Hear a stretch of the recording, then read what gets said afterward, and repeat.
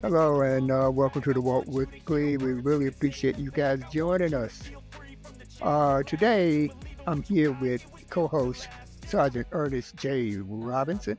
And of course, I'm Walter Latham Sr., the host of the show. So with that, we want to go right to the point here. We want to talk about Elon Musk. Musk, yeah, let's keep it like that. His payment to people that signed a petition that he has created, and these people get $47, and they're eligible for a $1 million payoff if they're selected.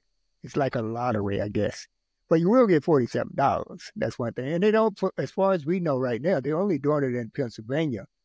I don't know whether they're going to roll it out to any other battleground state. But Elon Musk is front and center on this, and we're going to discuss the legality of that and and the ethics around it. To me, I think it's bad. But let's break it down. All right, let's unpack what he's doing. Okay, now let's just discuss the details of the petition. And the petition is two things.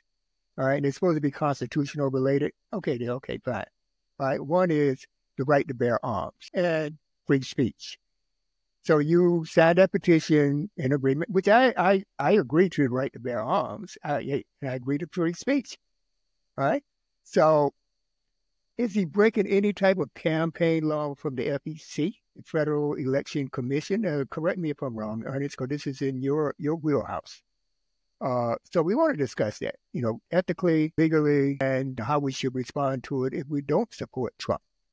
Okay? Right. So I want to turn it over to Sergeant Robinson here to get some type of gravitas to this.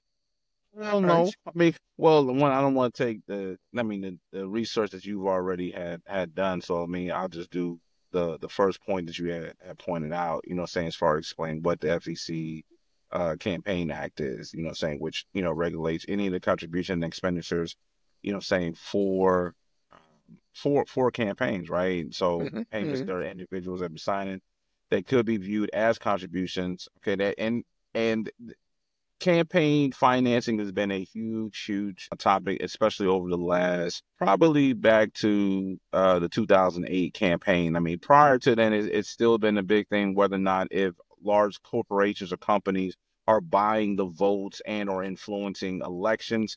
And this one particular one would fall right in line with that, right? To kind of swoon people into one getting a few dollars in order to being able to foster or frame some type of legislative initiative as well as support for a particular candidate. And I think this is something that, I'm glad that you're bringing this up for discussion, because this is something that people should definitely be aware of, because it does fall in line where it is going to fall on potentially compromise the integrity of this particular policy.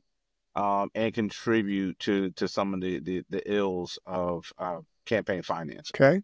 I know the Supreme Court passed a law a couple of years ago with raising the amount of donations that people could give or something like that. Something to that effect. What was that about? Yeah. So usually there's a limitation in the amount that an individual can give. Usually about $2,500 is the limitation for an individual, which is the reason why they we have PACs or political action committees where donors can donate an unlimited number or an unlimited resource to a political action committee, and where that political action committee can then fund a campaign and or candidate. So to kind of get around where large corporations may be making these large donations to these political action committees, they wanted to kind of open it up to kind of allow for individuals to be able to make larger contributions without violating any of the FEC regulation. Okay. So with the Supreme Court overturning that, that means that individuals can contribute as much as they want, or do we still have caps? So just try to.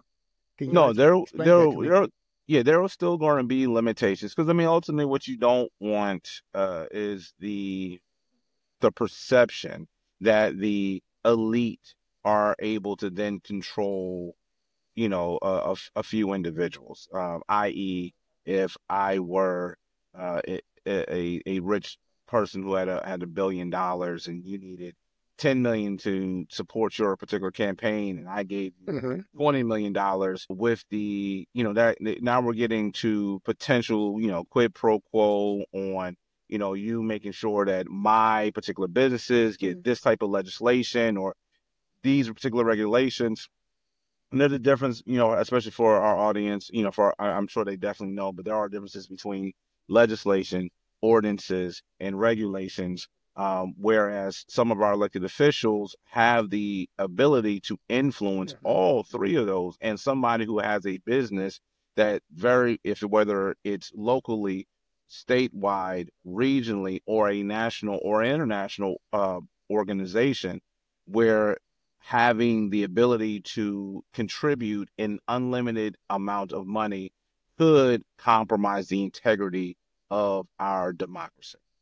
Well, that's going on, though. When the Supreme Court struck down that I don't think it was legislation. It had to be some type of law or something to that effect. That there's no actually it opened the floodgates on the amount that can be donated, and then on hidden money, foreign sources, and all that kind of stuff. Yes. But to get back to Elon Musk, all right, there is everything to me is perception too. It's unethical what he's doing. He's paying people $47, and what he gets is their name and address and their phone number and email address and all that. So that way, that's in the database.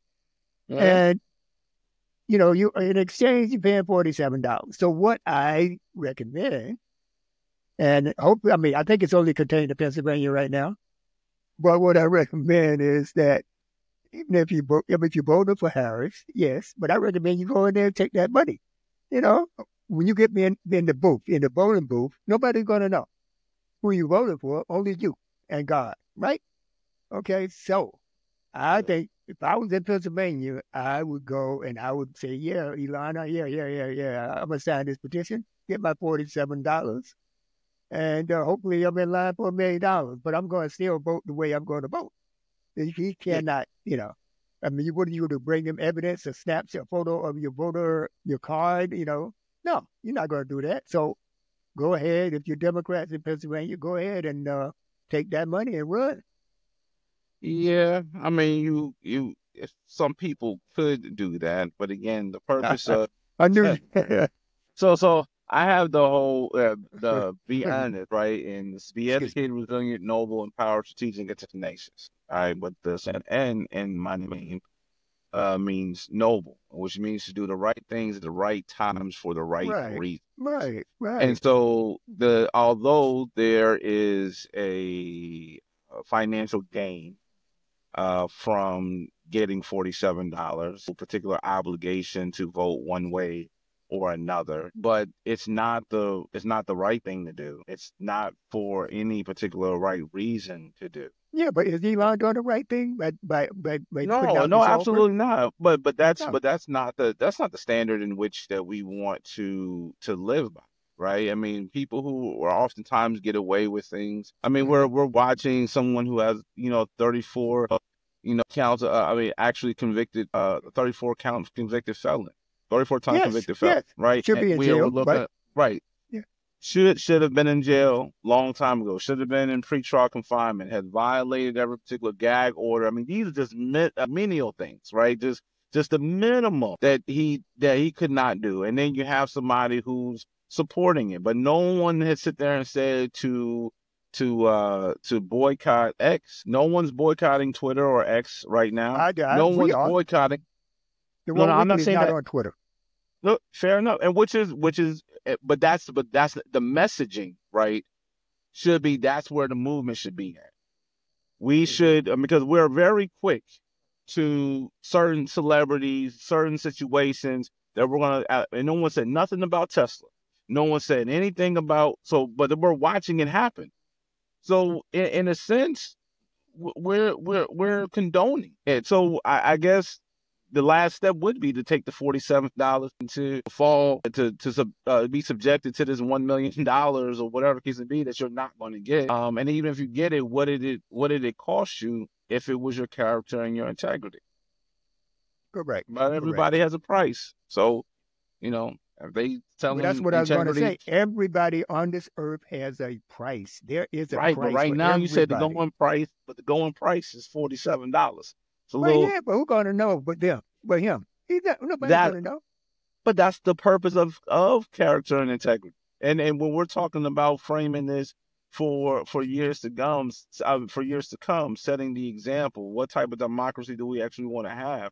I mean, why do anything that potentially would compromise our democracy that we have currently right now? To sit there and to put your name to something, right? It's saying that you endorse it. It's saying that you support whatever that particular initiative is. So ultimately, and that's what I don't know if I've ever said this before. There was the witch trials in Massachusetts. Salem, right?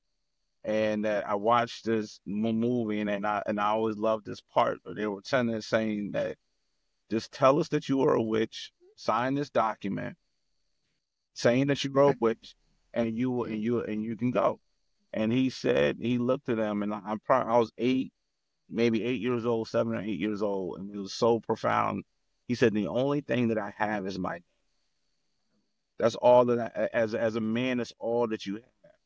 So man or woman, to put your name so you can gain $47, in which in some states won't even get you a full tank of gas, is what you're going to put your name on there for. So I mean, it's free money. That's the way I'm looking at it. I mean, I look at it like, okay, I mean, I support the two things in terms of the Constitution, right? Absolutely. Right to bear arms and free speech. Yeah, I support that. Yeah. Okay, but now, but see, here's the thing, though, and this is what people need to be understand. Not only do you support those particular two things, you're also going to be swayed to support the candidate that is putting it out there. So now I got 1 million people who are supporting this. I now have John Jacob Heinler Schmidt, supporting this because I have your name to be released. Because once you put your name on it, right, and you signed it, right, you don't have any protection for that. So now these however many names, 100,000, 200,000, 300,000 names that goes on there, I could put all those names and release it out there, and then now you all are now Donald Trump supporters. Because that's who he supports. So again, if $47 it's going to be the difference. I get the on surface, if it was that easy to make it, or whatever the case may be. But again, you're giving up way too much for $47. And now, honestly, I wish I was in a position that anybody who needed it, I definitely would love to be in a position to be able to give it to them. But I understand what you meant. And Jeff, Kamala was saying that, we should do it. Just go there and do it. Just take the money, that way you could disrupt the situation. By, he had people in it that not truly voting for Trump, but they're signing that petition. I don't see anything wrong with that. I get it. But, but you also got to look at it this way, too. I mean, so, one, your name could be printed in some type of historical document that's going to sit there and say that you supported Donald Trump on these particular two issues. And historically, and then that can be sent to your job. It can be sent to, the disruption that might have a fallout. I mean, first off, just anyone sitting there saying that they are a Democrat or Republican, they're supporting VP Harris versus Donald Trump. All that already disrupts people's, relationships. But just imagine that you have an official document where you received a check. Now that check, because it ain't going to be cash money. right? So there's going to be a check that's going to be deposited into your account. That's going to let have them a use particular Zelle or name, something, probably right? in my Zelle account. That's cool. Well, it probably won't be Zelle. It probably would be. I mean, but however it's going to be done. But it'll there's be going to be a documented. record. There's going to be a record. There's going to be an and audit an trail. account. Yes. Right. Yes. And it's going to be forever time. I would caution, individuals to be mindful of the things that they put their names on and the type of access that they're giving somebody, especially with the way that AI is transforming, especially for an individual like Elon Musk, who now would have your name, potentially an address or a phone number, and then access to whatever financial institution in which you are going to request that particular set of funds to go to. So whether that is your primary bank institution, yes. Don't make me have to. I mean, I realize that. I mean, they gather information on us all the time. They do. know our phone number. I mean, this is what tech companies do. You're not. Yeah. Hey, it's in line with what they're doing without your permission. All right. I mean, the other day I was complaining about my shoulder from the bed, laying on a pillow, and next thing I know, I see an ad for pains in the neck from a pillow. I mean, a pillow company posted an ad on my feed. All right, that pillow can help that situation.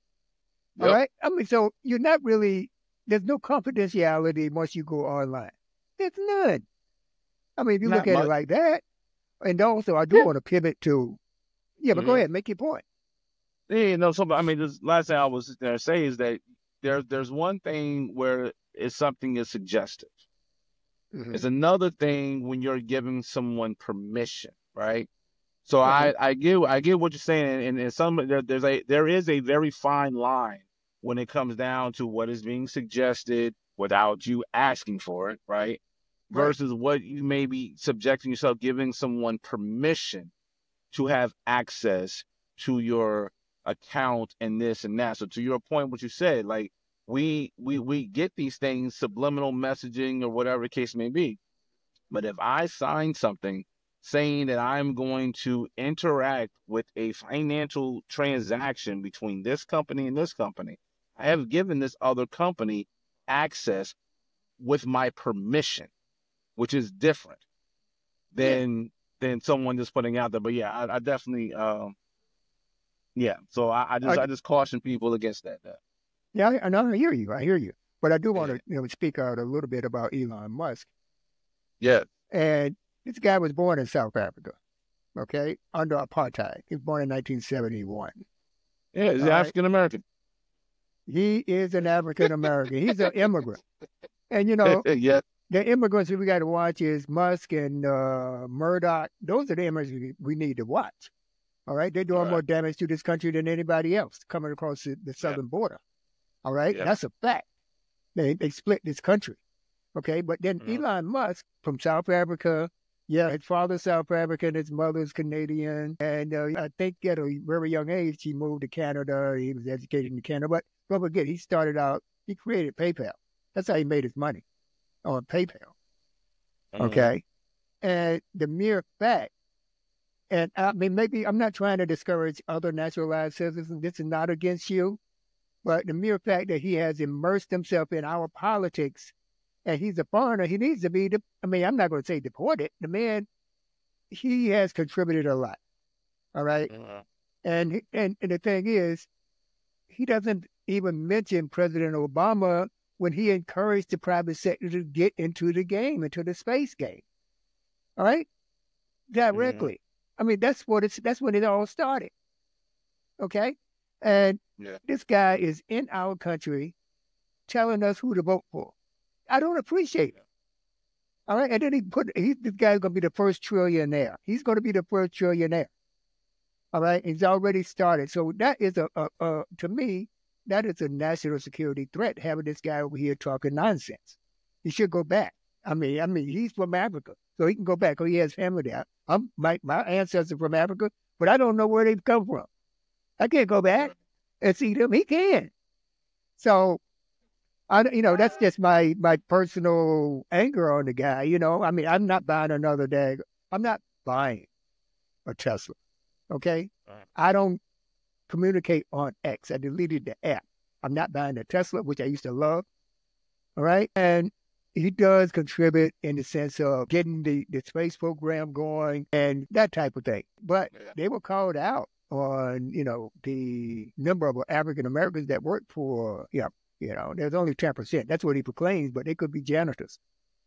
But I would really like to know what percentage of Black people and in high positions at his companies does he have? All right, we need to look into that. He moved from California to Texas because California was too liberal for him, and they were holding him back and this and that. So he went to Texas where, it's like the Wild West in Texas. Right? So we got a guy like that immersed in our politics. That should scare people. He's not. I mean, he has a lot of money and a lot of influence. How immersed he is, I don't think he's that entrenched into it. Because for he as well as Donald Trump, it's whether or not whether they're going to gain and benefit from it, right? And what I mean by this is that he's not necessarily, doing grassroots organizing or campaigning for anything in particular. Some are like far-fetched out there ideas and things of that nature. And right now he's trying to hitch himself to Donald Trump. I mean, without the past I think that'd years, be the other way around, that Trump trying to hitch his wagon to Elon because he got the money. I mean, right, but that's one of the things when we got these two types of dynamic people, right? Right. Because it's really you're only as good as whatever it is you can do for me. Yeah. For both of them. One, Elon does not need any money from Donald Trump. Correct. Donald Trump needs the celebrity and the influence that Elon has. What Elon needs from Trump, or really more so from the government, not necessarily Trump. He just needs the government to support his ideas and everything else. So right now, Trump has an opportunity, because he's the candidate, to become the next president of the United States, right? Or to become president again. But if he doesn't, that relationship is over. It's not going to. Yeah. Because at this point on, he's 70. He's 78 years old. He's already declining. He's already, the margin of former Trump supporters, but registered Republicans are already switching. So the momentum is changing. The tide is changing. The wind is changing and shifting. And I don't think that the relationship between Elon now, the whole situation about him being in the country and being from where he's from, again, it's real. It's about money. It's not even about race. Those type of people don't even care about other people. That's what I'm saying. He doesn't care about. Yeah, they don't care. They don't care about people. It has nothing to do with race or anything. They don't care about people. Exactly. And so, whether they're here in the United States or somewhere else in the world where they potentially can cause harm or whatever it can be, we need to be able to kind of change the way that we interact and the source and the resources that we give to those types of individual people. So that way we can potentially mitigate it, but also at the same time figure out, well, what kind of drives them to maybe we can make a change in the way that they kind of deal with people on a day-to-day basis.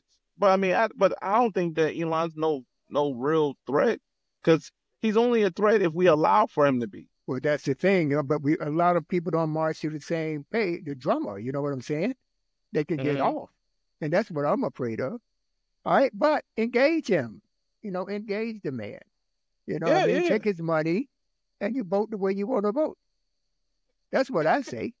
I mean, if I was in Pennsylvania, I would definitely, I'm telling y'all now, Walter Latham Sr. would take that $47, and then if I win $1 million, I'll take it. I'll take that check. Yeah. All right, that's just me. That's my position. All right, I'm going to still vote the way I am going to vote. All right, but anyway, I mean, I do want to close this segment out by saying that Elon Musk is from South Africa. He grew up in apartheid. His father supported apartheid, Arrow, or whatever his name is. Look it up. You can check me. Well, there's some things out there about his father. And coming up in that environment, rubbed off on Elon. Elon, I never seen a black person standing next to Elon. Come to think of it, but maybe there are a lot. I'm going to do some research and see that. Who's working for him in a senior executive position that is an African American? I want to check that out. He must be referring to minorities as Indians because Indians are, they're all over the place. They're in position. But us, we need to be in position. So I want to see what he's doing, all right, to ensure that there's a level playing ground for African Americans. But one, it's not his job or responsibility to do so. But if he runs a public company traded on the exchanges, then he has to be in compliance. That's what I'm saying. No. Hey, man, in that particular sense, yeah. But at the end of the day, I think that we are brilliant enough to being able to rival whatever he's already started, considering that the blueprint is already there. When you say blueprint, what do you mean? Explain. Meaning that as far as some of the technologies and advancements that have already been made. So, we're, because he's already established, obviously there's a whole bunch of more EVs that are out here when it comes down to Teslas. There are other companies that are trying to get to Mars and get to the moon. That's what I mean by that particular blueprint. Right. Okay. And so in that particular sense, as smart and intelligent and brilliant as we are as people. Now, granted, it's not my ministry to do cars and EVs and fly to the moon and whatever case it may be. I definitely support someone, our brothers and sisters who are able to do that. But if we were able to pull our resources together, I think that we could definitely get into that particular space where we don't have to worry about making him responsible for promoting us just to make him more money. I think that, so whether he has a senior VP who happens to be a black man or a black woman, whether born here in the United States or somewhere else from around the world, I don't think really has that much relevance when we could have an entire company that is comprised of people of color and compete in that sense, and then make the playing field level from that standpoint. Yeah, I agree with you 100%. And I've always been an advocate of creating our own business. That way we're in control of who's hired and who's fired. We need to do that. I agree with you 100%, Ernest. That's definitely on point. So I'd just like to tell the audience that if it does come to you, this is a lot of the FEC rules and regulations are, state-driven, but the federal government, the Fed, can overrule the states. All right, so I guess that's where it's it. That's where it is. So I just want to say to people that if it comes to your state outside, let's say North Carolina, if it comes to North Carolina, take the $47. That's my. I'm not telling y'all to do it. I'm just saying if it was me, I would take the 47 and get in line for the $1 million because I know where my vote's going to go. All right. Even if he has my information, so be it. It's already out there. You know what I'm saying? That's why you change your password all the time. So, definitely, Ernest. And thank you, man. And congratulations. Today's your birthday, huh? Oh, yeah. Appreciate it. Yeah. Happy birthday, Ernest. Appreciate it. Thank you. But I met a gentleman who was a little senior to myself. And he said he doesn't celebrate birthdays anymore, but he celebrates every day. Because every day is it's another day that's worth celebrating. That's this true. year. That's true. Yeah, because this particular day, so many years ago was the day that I was born on. But you never actually have another day of birth, but you always have another day of life. And so that's what why I will continue to celebrate, is to celebrate life each and every day. Yeah. Praise God that we're still here. We can see another day. So much. Yes. And I thank you too, Ernest. All right. And again, happy birthday. What are you now, 39? 42. Appreciate it. Oh, good. That's where men are. We tell our age.